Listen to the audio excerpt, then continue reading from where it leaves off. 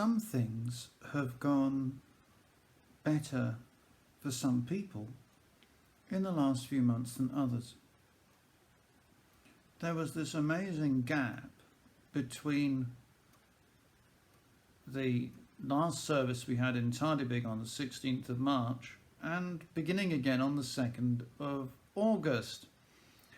And during that time, we've had this historic break in church services, the longest since the reign of King John.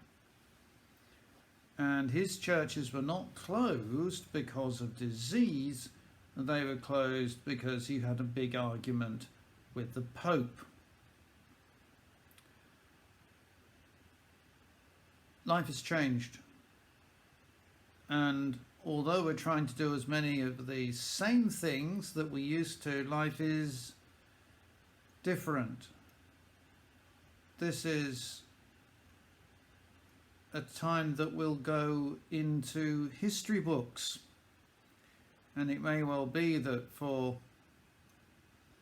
the younger people watching this, that you might find yourself one day as a grandparent being interviewed perhaps by your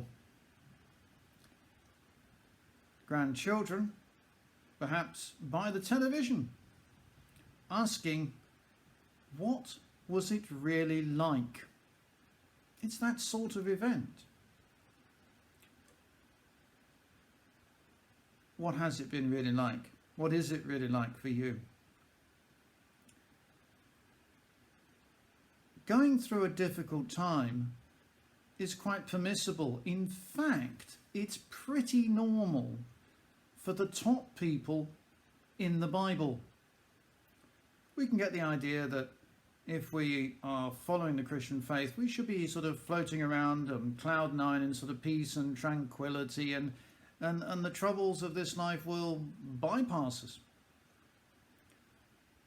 Well, the Bible doesn't actually say that. Jesus says, in this world you will have trouble, but do not be afraid. I've overcome the world. In other words, whatever difficulties we hit in this life, Jesus is always there for us, and nothing can stop that. So here's the thing. The rock on which the church was built was this very unpromising piece of material known as Simon, or Simon Peter, or Peter, depending upon the situation.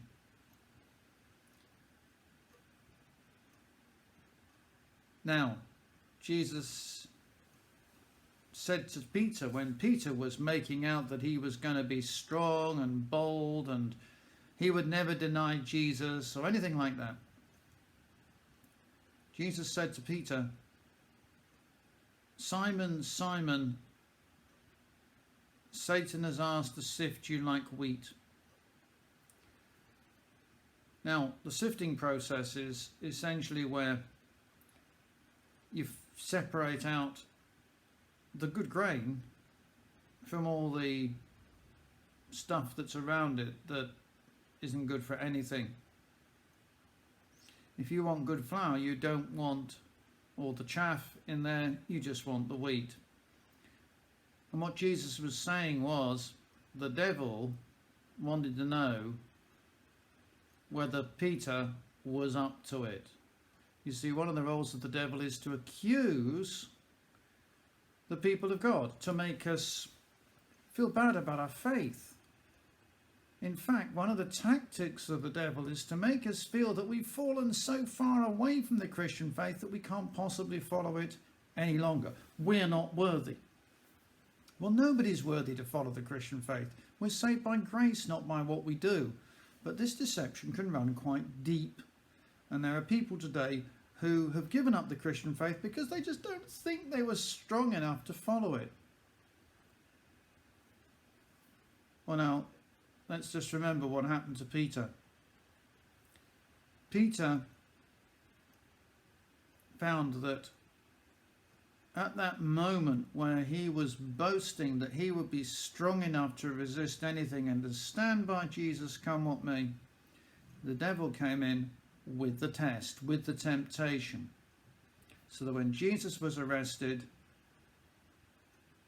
people kept accusing Peter of being one of the 12, and Peter denied it 3 times. Now, okay, he was afraid. He did something which he wouldn't have done in any normal situation. But he was completely bewildered and off his guard. It was late at night. He was cold. He was very tired. He was very upset. When you fall to temptation, when you do something that is definitely not Christian, what then? You see, that's what the sifting process is about. It's not about being tempted. We all sin. It's what do you do with that moment where we've gone wrong, where we wish we'd never done the thing we'd done, where perhaps we've done something or a collection of things that appear to be anti-Christian. Might be, well, there's a vast range of things that we could be doing. We could be swindling our employer. We could be looking at pornography on the internet. We could be having an affair. We could be doing things in some class which feel not at all Christian, because we're engaging with other spiritual forces and beings that don't seem like the ones that we were encountering in church. It could be all sorts of things. That's not an exhaustive list or anything like it. It's just a hint to help us to think. To help us to think that sometimes we think that going to church may actually be such a chore. It might just be hard work. And you think, well, I don't want to do that. And if I don't go to church, I'm not a proper Christian. So maybe I'm not a proper Christian. Maybe I need to give it up. You're being sifted. God wants to see what's really in there. Where do you hide your heart? What's inside? What's going on? And you know what happened with Peter, of course, was that he felt he'd failed. He felt he'd fallen. He goes and weeps bitterly. But he hangs on in there. He hangs on in there, no longer thinking that he's better than the other disciples, but that he's worse. But he hangs on in there. He's there when Jesus rises from the dead. He's there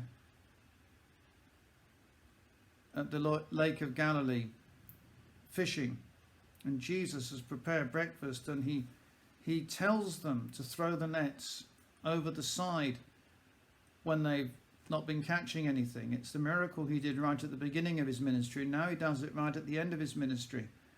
And when they realize that this is another miraculous catch of fish like the one had at the beginning of Jesus' ministry, there's a lot of significance around that, but we won't go into that now. Peter jumps out the boat and he runs to Jesus. Not sure he entirely knew what he wanted to do when he got there, but what we do know is that he wanted to be with Jesus. His heart was still there. He'd really got things wrong, but his heart was still there. So where's your heart? Have you given your heart to Jesus? Or are you just trying to give a mental consent to a collection of ideas? Do you believe that a God might exist? Or have you actually committed yourself to a complete relationship with Jesus Christ? You know, the images about the end of human history when the church, which is the faithful company of all those who truly believe and trust in Jesus, that group of people come together with Jesus, and the imagery is all about marriage. It's all about marriage. It's the wedding supper of the Lamb being Jesus. The church is dressed like a bride for her husband. We are all, in some sense, brides of Christ, even ones like me with a beard, because of course it's the inside that counts, not the outside. But we're all part of that imagery. We're all part of that imagery. So where is your heart? Where is my heart? We're never going to be perfect people. We'll never be perfectly behaved. Yes, there will be things that we're ashamed of that we've done. There will be things that we wish we'd never done. There'll be things in the future we wish we didn't do. But where is our heart? God can deal with an imperfect person. But if our heart has not been turned towards God, if our heart is not right before God, there is far less that he can do.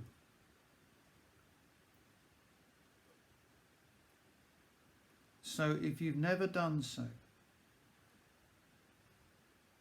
now would be a great time to give your heart to Jesus and ask him to help you